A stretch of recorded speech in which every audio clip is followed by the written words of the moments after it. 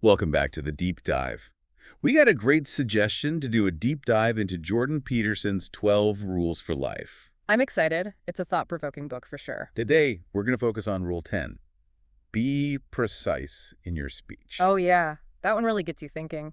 It seems simple at first glance, Right. but Peterson takes it so much deeper. He's really looking at how precision in thought and language can help us make sense of things. It's about understanding ourselves and the world around us, really. Exactly. He starts with a really interesting example, something we can all relate to technology. Oh yeah, he talks about the obsolescence of a laptop. Like, why does a laptop that seems perfectly fine one day suddenly become outdated just a few years later? Right. It's a great hook to get you thinking. He uses that to show just how interconnected everything is. I see, yeah. We tend to think of a laptop as this self-contained object. Yeah, totally. But its functionality actually depends on a huge network of systems, most of which we never even consider. It's true. The power grid, the internet, all those things.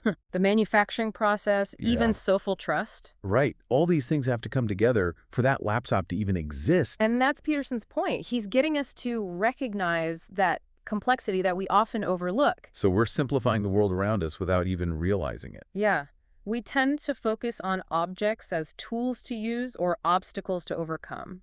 We categorize things based on their function in our lives. Like a chair is for sitting, a car is for transportation. Exactly. We don't usually stop to think about the intricate details of how they work unless... Unless they break. Exactly. Suddenly that car you need to get around becomes this complex problem that requires specialized knowledge to fix. You have to think about all those things you were ignoring before. And it's not just physical objects, it's our personal lives too.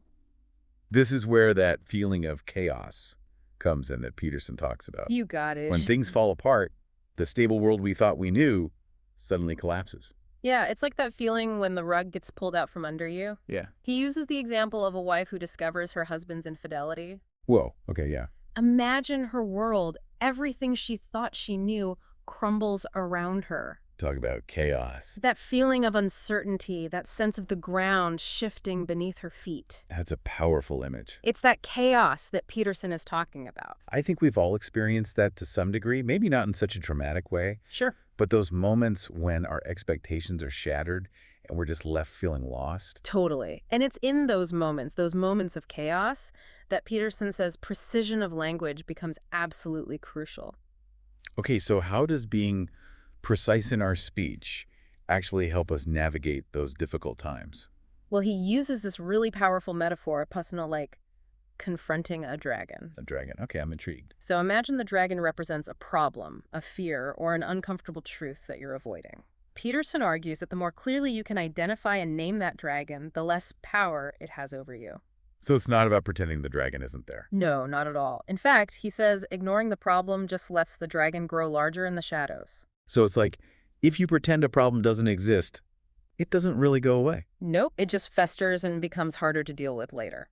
I'm starting to see how precision can actually be a form of empowerment, It is. It's about facing reality, even when it's uncomfortable. not hiding from it. Exactly. And that idea of naming the dragon can apply to all areas of life. It could be a conflict you're avoiding with a friend, a fear that's holding you back, or even a bad habit you want to break. Right. By clearly articulating the problem, you begin to take away its power. So if you're feeling stuck or overwhelmed, one of the first steps is to identify what's actually causing that feeling. Bring those anxieties and worries to the surface. Exactly. And that's where the power of language really comes in. I'm really interested to hear more. So we've started to see how precision in speech can help us deal with those moments of chaos when things fall apart. Right? But I'm curious how it helps us understand ourselves better. Well, think about it. If our language is vague, our thoughts tend to be vague too, right? But when we choose our words carefully, when we strive for that precision, we're forced to clarify our thinking. It's like the act of articulating something clearly actually helps us understand it better. Exactly. Peterson even suggests that our psyche, our very sense of self, is organized through language. Wow. Okay. So being precise in our speech isn't just about communicating clearly with others, it's about bringing greater order to our inner world. So it's about self-awareness too. Absolutely. And those two things, self-awareness and communication, they're totally intertwined. The more clearly we understand ourselves, the better we can communicate with others. Right. So working on our precision in speech is actually working on a deeper level of self-awareness. You got it. It's a journey of self-discovery, and it can be incredibly I rewarding. never thought of it that way. This is really making me think about the power of language. It's not just about getting our point across. Right. It's about shaping our reality, both internally and externally. That's a great way to put it. And that's really just the beginning. There are so many other benefits to explore. Okay, I'm hooked. Tell me more about these other benefits. How can precision help us redeem the past, live more fully in the present, and shape a better future?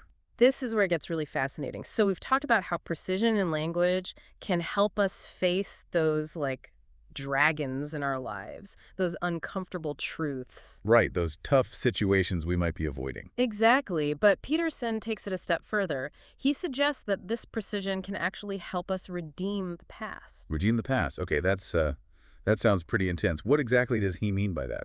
Well, he's talking about confronting those past experiences that might be holding us back. You know, those unresolved hurts or regrets that we carry around? Yeah, I think we all have some of that baggage. Exactly, and often we just try to push those things down, pretend they didn't happen. Or that they don't affect us anymore. Right, but Peterson says that by ignoring those experiences, we actually give them more power. So instead of burying the past, he's saying we need to kind of face it head on. Exactly, but it's not just about dredging up old pain. It's about using language to process those experiences in a way that allows us to learn from them and move on. I see. So how does precision of language help us do that?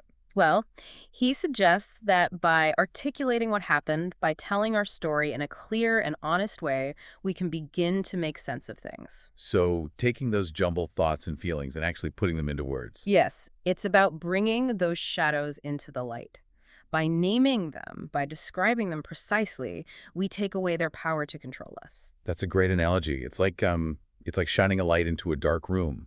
Suddenly what was once scary and unknown becomes visible. Exactly. And this process of articulating our past, of redeeming those experiences through language, can be incredibly freeing. It allows us to let go of the pain and resentment. So we can learn from our mistakes and move forward. Precisely, with a greater sense of peace and understanding. That makes a lot of sense. By acknowledging those past hurts, by giving them a voice, we can integrate them into our story. Exactly, in a healthy way. And once we've done that, we're no longer defined by those past experiences. They become part of our history, but they don't control our present or our future. So we've talked about how precision in language can help us deal with chaos and redeem the past. Right? But what about living in the present? How does precision play a role there? Well, you see, when we're bogged down by the past, when our minds are full of all those unresolved hurts and regrets, it's difficult to be fully present. Yeah, I can see that. It's like we're constantly filtering our current experiences through the lens of those old wounds. Exactly. But when we've done that work, when we've processed those past experiences, when we've redeemed them through language, it frees us up. It frees up our energy Yes, our mental and emotional energy to be more present in the moment. to experience things more fully. Exactly. And this is where precision in language comes in again. Okay, I'm listening. By paying attention to our words, by choosing them carefully, we can actually cultivate a greater sense of presence. How does that work? Can you give me an example? Sure. Let's say you're feeling stressed or overwhelmed. Instead of just saying, I'm stressed, which is pretty vague, Yeah. try to be more precise.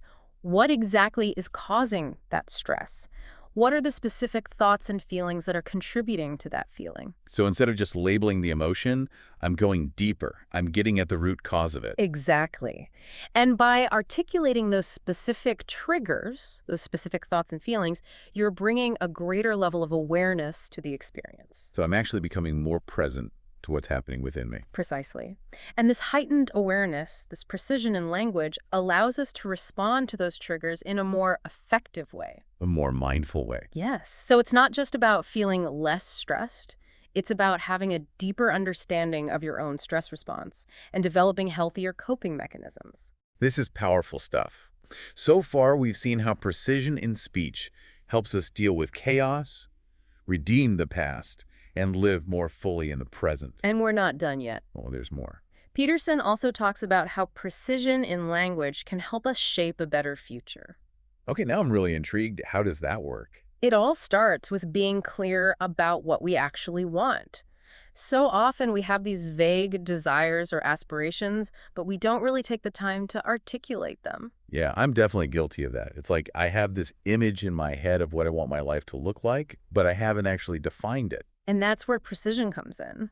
By taking the time to articulate our desires, by defining our goals specifically, we create a roadmap for ourselves. So instead of just saying, I want to be happy, I need to define what happiness actually means to me. Exactly. What are the specific things that bring you joy? What are your values? What kind of impact do you want to have on the world? Those are some pretty big questions. They are, but they're important questions to ask. Right. It's so easy to get caught up in the day-to-day and lose sight of the bigger picture. So it's about taking those vague aspirations and turning them into concrete goals, things I can actually act on. Precisely. And when we do that, we make it much easier to make choices that are aligned with our goals. Instead of just reacting to circumstances, we're consciously creating the future we want. That's pretty amazing when you think about it. It's like taking control of the narrative of our own lives. It is, and it all starts with that commitment to precision. By being precise in our language, we bring clarity to our thoughts, to our desires, to our intentions. And that clarity empowers us to create a future that truly reflects who we are. Exactly. I'm starting to think about areas of my own life where I could be more precise. That's great. It's a journey, and it takes time and practice to develop this skill, but it's worth the effort. I'm convinced. So we've talked about how precision can help us deal with chaos, redeem the past, live more fully in the present, and even shape a better future. But I'm wondering, are there any downsides to being too precise? Could it ever backfire? That's a great question, and actually it's something Peterson talks about. He acknowledges that there can be a danger in overanalyzing everything. So you could get so caught up in the details that you lose sight of the big picture. Right. Precision is a tool, and like any tool, it can be misused. It's about finding a balance then. Exactly. Knowing when to be precise and when to let go and just experience life as it unfolds. It's like anything else. Too much of a good thing can be a bad thing. Right. It's about finding that sweet spot where precision helps us without holding us back. And that's something that will look different for everyone. So the key is to be mindful, to pay attention to how precision is affecting my life and adjust accordingly. You got it. So in the end, it's not just about being precise for the sake of it. It's about using that precision to create a more meaningful and fulfilling life. Exactly. It's about using language to clarify our thoughts, to heal our wounds, to connect with others, and to shape a better future for ourselves and for the world. This deep dive has been incredible. I feel like I have a whole new understanding of the power of language. Me too. And I think it's just the beginning. There's still so much to explore with this idea of precision. I'm excited to keep learning. Well, I think it's time to wrap up part 2 of our deep dive. Sounds good. Let's take a quick break and then come back for the final part of our exploration.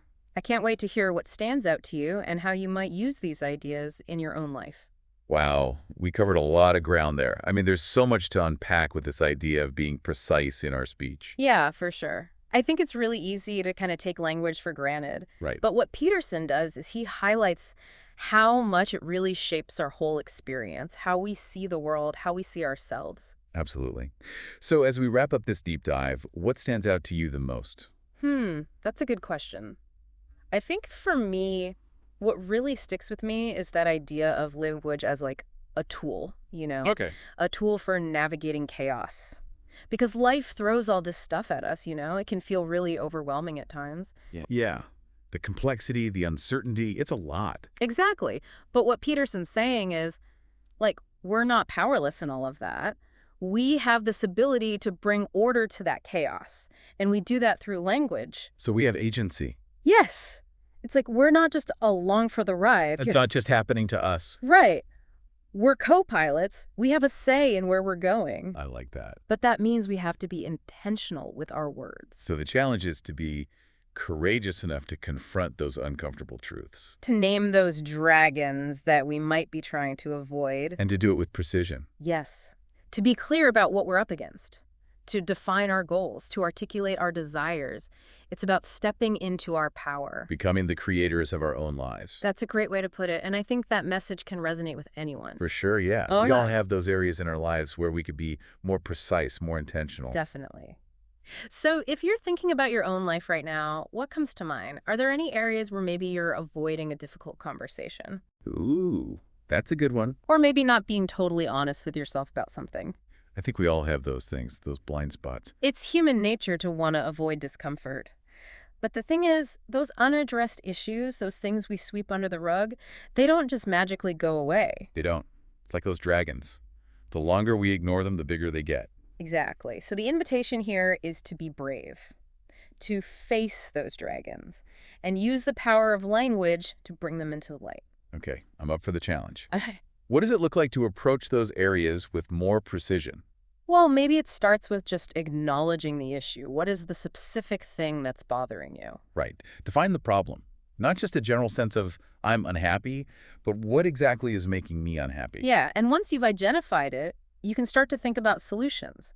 What would it look like to address this in a way that feels right for you? This is good stuff.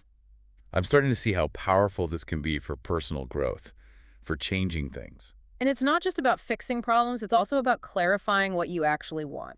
Like, what do I truly desire? What kind of life do I want to create? Exactly. It's easy to lose sight of that in the day-to-day. Definitely. So take some time to reflect on those things. What are your values? What are your passions? What makes you come alive? And then use that to start shaping a future that feels more authentic, more aligned. Yes. It's about creating a roadmap for yourself, setting those intentions, and making choices that support your goals. This has been such an eye-opening deep dive. I feel like I have a whole new appreciation for the power of language. It's been a pleasure exploring this with you. Oh. Thanks for joining us on the deep dive. Until next time, remember, the world becomes a lot more manageable, a lot less scary when we dare to be precise.